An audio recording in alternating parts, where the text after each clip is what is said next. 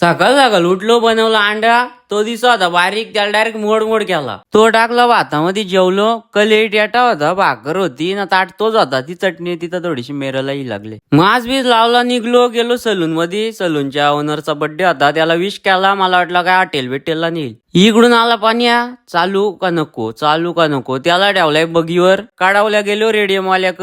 यो तर रेडियमचा दुकान आहे. मावशी मुलगा आहे योगेश मार्के, पण त्याची थोडीशी टकली आहे.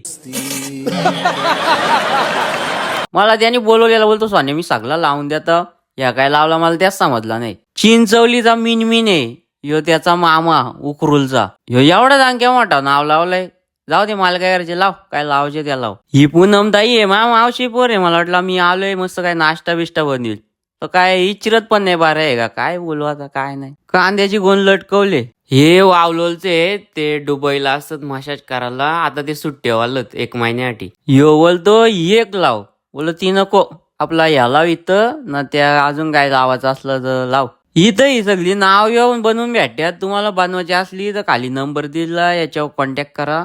चाललो मी असते घरी. कसला गोरा आहे बघा, कसला काल आहे बघा. अबे साले, 6 वर्ष आलं जिमला आतोय, अजून एक आडवाड नाही.